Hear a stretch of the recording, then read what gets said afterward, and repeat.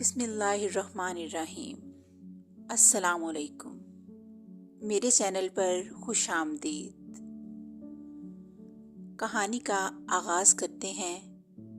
ایک دفعہ کا ذکر ہے کہ ملک فارس کی سرحدوں کے پار ایک خوبصورت اور چھوٹی سی سلطنت تھی۔ وہ اس قدر خوبصورت تھی جسے دیکھ کر جنت کا گمان ہوتا تھا۔ وہاں ایک بادشاہ حکومت کرتا تھا جس کا نام شاہ ہارون تھا۔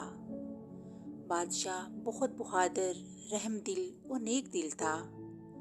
ساری رعایا بادشاہ سے محبت کرتی تھی۔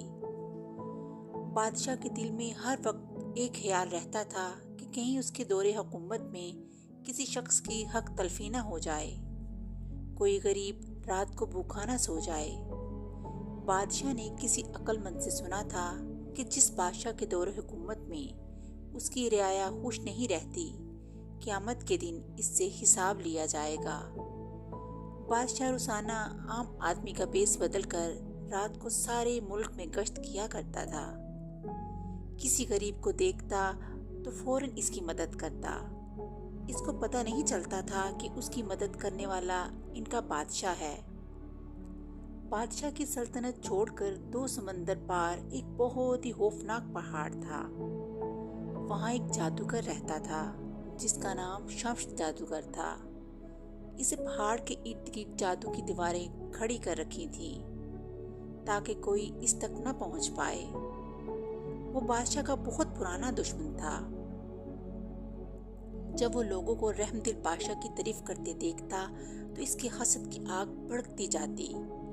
اس نے کئی مرتبہ بادشاہ کو ہلاک کرنے کی کوشش کی، مگر جسے اللہ رکھے اسے کون چکھے، اس لیے مکار جادوگر کی کوشش کبھی کامیاب نہ ہو سکی۔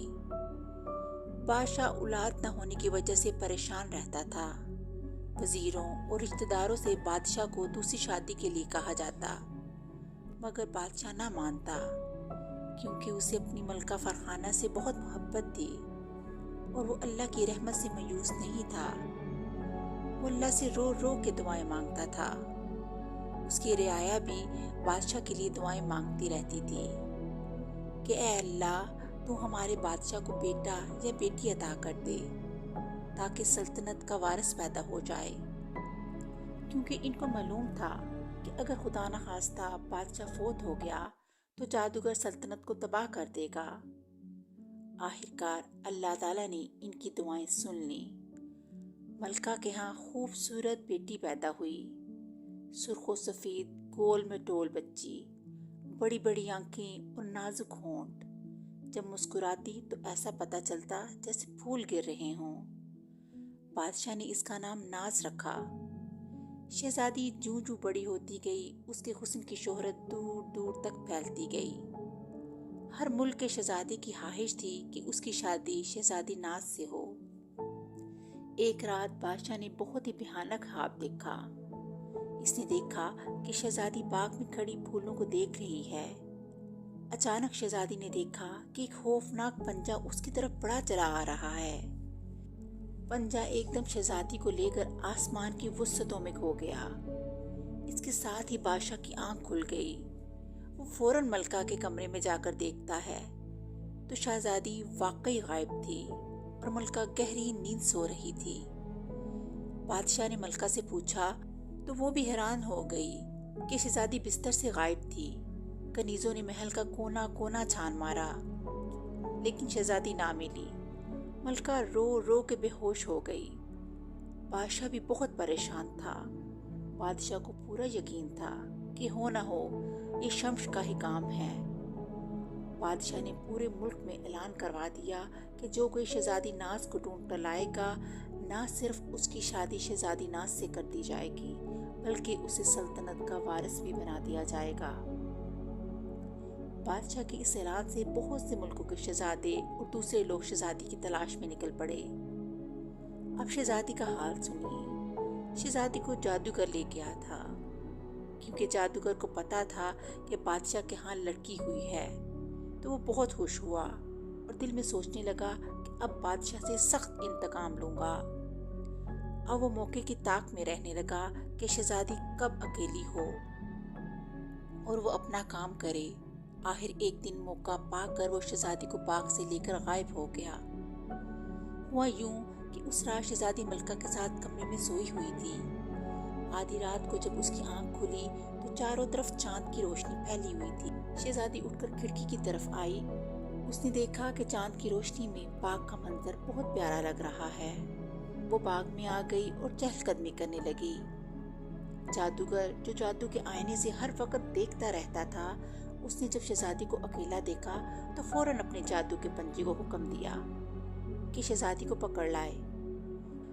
पंजे ने पहुंचते ही शहजादी की गर्दन दबोच ली और लेकर उड़ गया। शहजादी इस अचानक आफत से घबरा गई, लेकिन जब इसने खौफनाक पंजे को और अपने आप को इतनी बुलंदी पर देखा तो वो खौफ से बेहोश हो गई। पंजा उसे लेकर जादूगर के पास पहुंच गया। जादूगर देखकर बहुत खुश हुआ और कहने लगा, अब देखते हैं कि अब शहजादी को कौन छुड़ाने आएगा। जहां उसने पहले बहुत से लोगों को कैद कर रखा था, वहीं शहजादी को भी बंद कर दिया।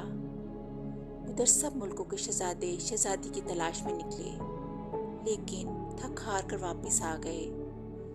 जब मुल्क फारस के शहजादे ने यह सुना कि शहजादी नाज महल से गायब है, तो इसने शहजादी को ढूंढने की ठान ली। वो अपनी माँ से इजाज़त लेने गया। शाह हारून के पास आया और उसे तसल्ली दी और कहा कि परेशान होने की ज़रूरत नहीं, मैं शहजादी नाज की तलाश में जा रहा हूँ। अल्लाह ने चाहा तो इंशाअल्लाह कामयाब लौटूंगा। फिर शाह हारून को खुदा हाफिज कहकर चल दिया। मंजिल का कुछ पता ना था, लेकिन वो चलता जा रहा था और सफ़र करता जा रहा था। उसे 4 दिन बीत गए, लेकिन उसने हिम्मत न हारी। एक जंगल में दाखिल हुआ। अंधेरा फैला हुआ था। शहजादा सोच रहा था कि वो रात कहाँ गुजारे। अचानक उसको दूर से रोशनी दिखाई दी। उसने बगैर सोचे समझे घोड़े को रोशनी की तरफ दौड़ाना शुरू कर दिया। जब वहां पहुंचा तो देखा कि वो रोशनी एक झोंपड़ी से आ रही थी।